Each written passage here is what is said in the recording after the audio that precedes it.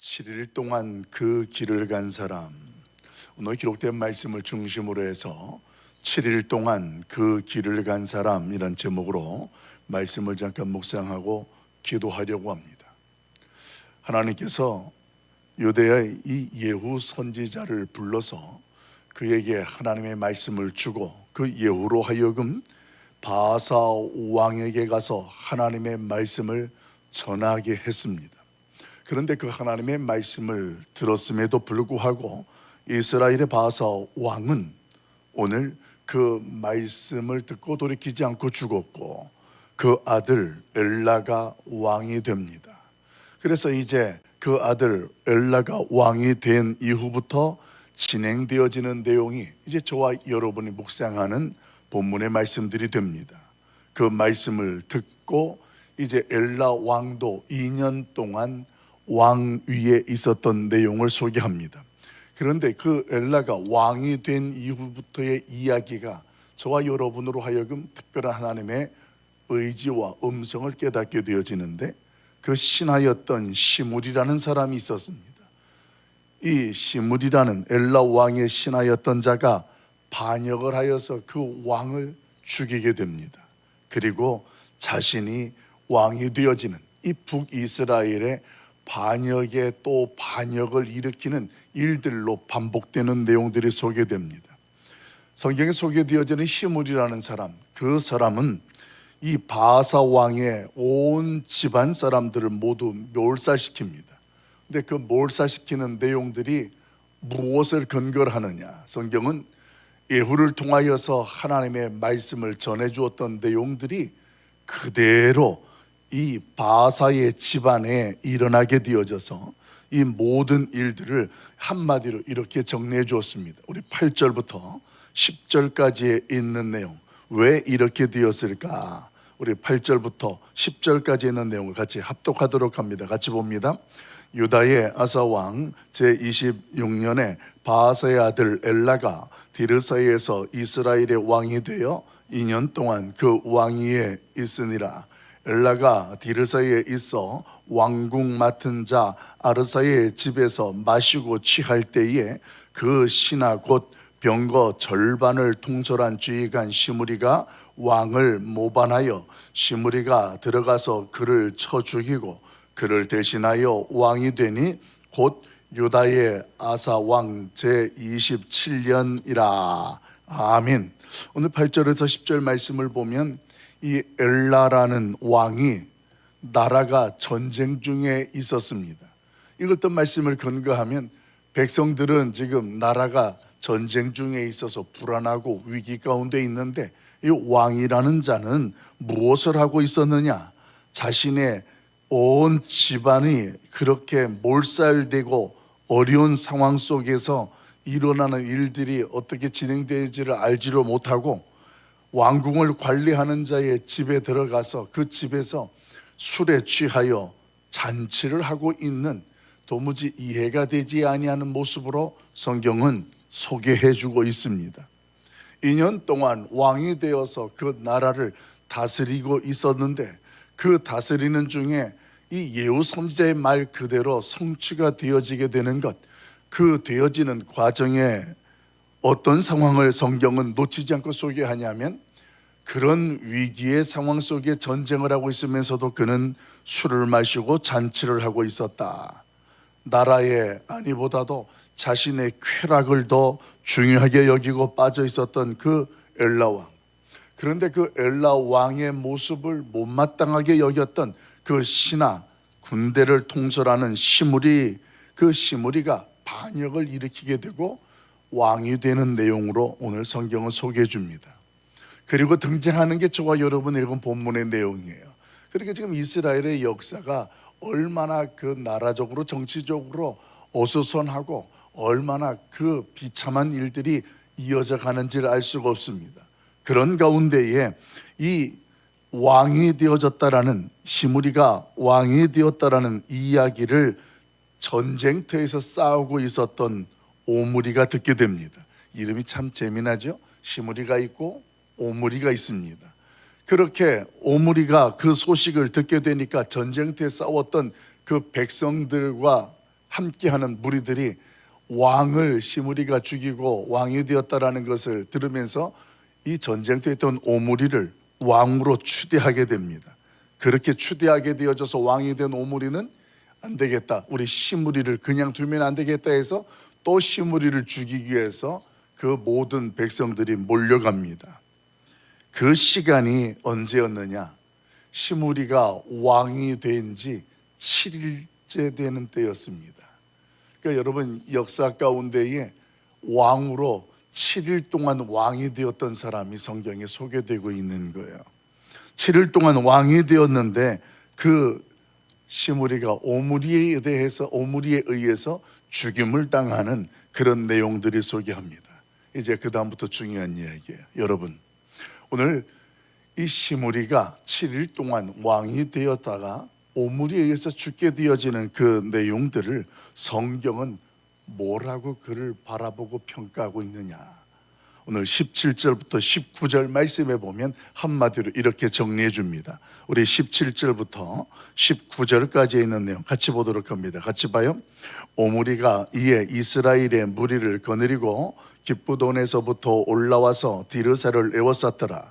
시므리가 성읍이 함락됨을 보고 왕궁 요새에 들어가서 왕궁에 불을 지르고 그 가운데에서 죽었으니 이는 그가 여호와 보시기에 악을 행하여 범죄하였기 때문이니라. 그가 여로보암의 길로 행하며 그가 이스라엘에게 죄를 범하게 한 그 죄 중에 행하였더라. 아멘. 사랑하는 성도 여러분, 오늘 성경에서는 시므리가 7일 동안 왕이 되었고 그 나라를 다스렸는데 그 7일 동안 행했던 것을 뭐라고 한마디로 정리하느냐? 그가 누구의 길로 갔다? 여로보암의 길로 갔다. 고작 7일 동안 왕이 되었었는데 그 왕으로 있을 동안의 그 짧은 기간 동안 그 사람을 하나님이 보시기에 성경은 뭐라고 표현하고 있느냐? 그가 여로보암의 길로 갔다. 이렇게 성경은 그를 평가하고 선언한다라는 것입니다. 사랑하는 성도 여러분, 7일 동안 여로보암의 길로 행했다고 이 시므리가 이렇게 심판을 받는다면 오늘날 저와 여러분은 어떤 일을 당해야 될까요? 7일 동안 왕으로 있었던 시므리의 그 행적을 하나님께서는 그가 악을 행하고 여로보암의 길로 갔다고 심판하는 그 성경 앞에 우리가 살아온 인생들을 돌이켜보면서 우리를 돌아보면 하나님이 보시기에 저와 여러분은 뭐라고 말씀하시고 우리에게는 어떤 일들이 일어날까요? 여러분, 여로보암의 길이라는 말씀을 저와 여러분이 반복적으로 묵상합니다만 그 내용들을 간단하게 요약하면 이런 내용이 아닙니까? 그 여로보암이라는 사람은 형식적인 종교 행위를 가지고 있던 자였습니다. 하나님 앞에 제사를 드리기는 드려야 되겠는데 자기가 불안하고 그 백성들을 자기 편으로 세우기 위한 거짓 종교 전략을 세웠죠. 그래서 단과 베델에 금송아지를 세우기 위해서 형식적인 종교 행위를 요구했습니다. 그뿐만이 아니었습니다. 하나님 앞에서 은혜를 입어서 왕이 되었음에도 불구하고 그 은혜를 저버리고 자기 뜻대로 자기의 의지와 생각대로 살아나가는, 절기도 바꾸고 제사장도 레위지파가 아니라 아무나 마음에 드는 사람을 세우는 등 이런 일들이 결국은 여로보암이 하나님 앞에서 살아갔고 행했던 악한 일들이었습니다. 우리가 이런 일들을 들어보면 나는 여로보암처럼 그렇게 행하지 않고 있다라고 생각될런지 모르겠습니다만, 여러분, 우리의 모습 속에서도 그 여로보암과 같은 그림자가 우리의 삶의 현장 속에 접하지 못하고 근접하는 일이 없도록 하나님 앞에서 분별력 있는 모습으로 경계할 수 있기를 간절히 소망합니다. 우리에게도 그런 일이 일어나면 안 되는 거예요. 간절하게 하나님 앞에 예배를 드린다고 하면서도 이 주일날 한번 예배 드리면 그게 신앙생활의 전부인 것처럼 6일은 세상 속에서 내가 하고 싶은 것, 내 마음대로 모든 것들을 다 하면서 주일날 되면 예배를 드리는 모습 속에 나는 하나님 앞에서 온전한 신앙생활을 하고 있다라고 생각이 되실까요? 여러분, 주일날 예배 한번 드리면 내 마음속에 부담감이 사라지고 주일 성수했다라는 그 명분이 우리의 나머지 6일들을 모두 면제해 줄 수 있는 것처럼 그런 특권이 되어질 수 있다고 생각하시냐라는 것입니다. 그런 생각이 요만큼이라도 우리 안에 있다면 그게 형식적인 종교 행위가 아니고 무엇일까요? 신앙생활이라는 것은 교회의 문턱을 들어와서 하나님께 예배하는 것으로 끝나는 것이 아니라 우리가 살아있는 현장이 삶의 예배가 되는 것이고, 그것이 하나님이 나의 영원한 구원자가 되시고 우리의 아버지가 되신다라는 것을 고백하면서 드러내는 현장이 우리의 삶이고, 오늘 그 모습이 바로 우리의 신앙생활이 되어야 된다는 것, 이것을 저와 여러분은 다 알고 있다라는 것입니다.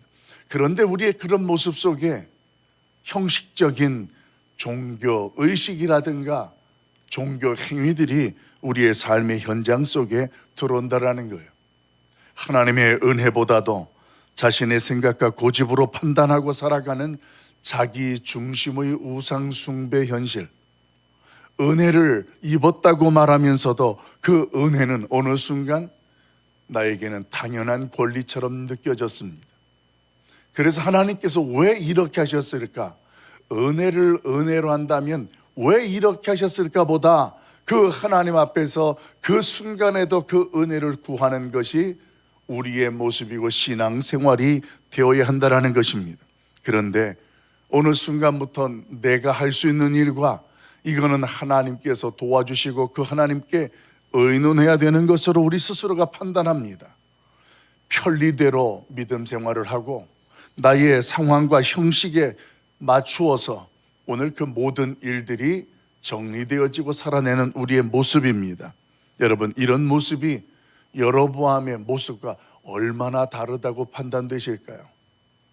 그 여로보암의 길로 갔더니 7일 동안을 살았던 시므리라는 사람은 그 짧은 시간 동안에서도 그가 악을 행하고 그 하나님 앞에서 여로보암의 길로 갔다라고 심판을 받는 오늘 현실을 묵상해 볼 때, 오늘 우리의 모습 속에 우리가 살아가는 삶의 현장 속에서 내가 당연하게 생각하고 안일하게 여겼던 그 영역들 속에 짧은 시간이 아니라 그 긴 시간 동안 내 스스로가 거기에 익숙해져 있었던 우리의 모습들이 있다면 오늘 이 새벽 7일 동안 그 길을 갔던 그 사람의 길을 따라가는 것이 아니라 그 길을 등질 수 있는 하나님의 사람 성도가 모두 될 수 있기를 예수님의 이름으로 간절히 축원합니다.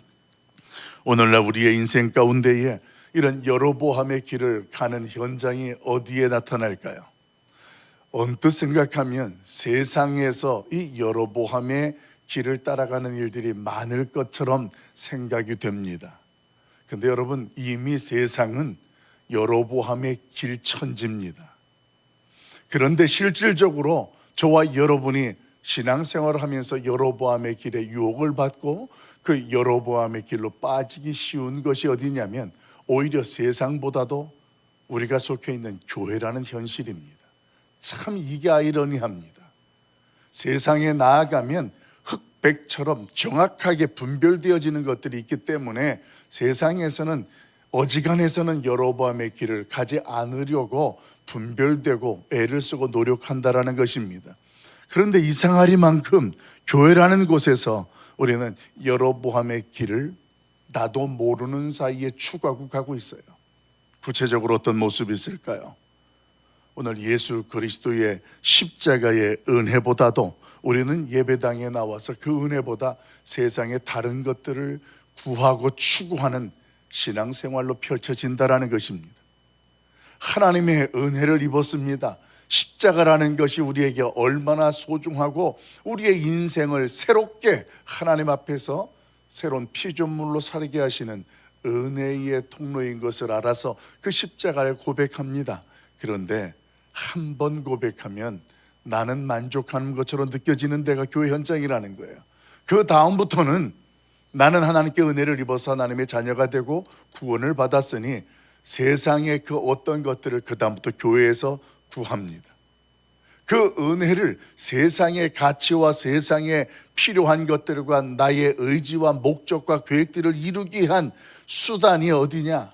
바로 교회 내부에서 추구하고 살아가는 모습이 된다는 거예요.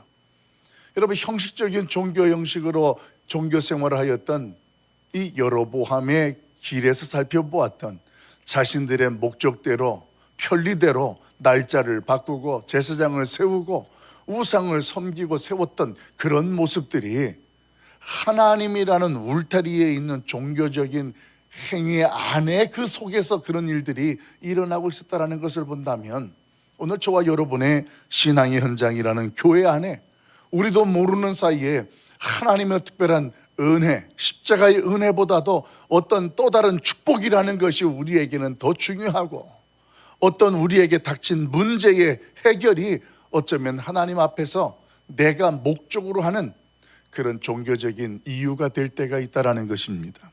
여러분, 은혜보다 세상의 그 어떤 것이 추구되어지고 앞서서는 안 되는 거예요.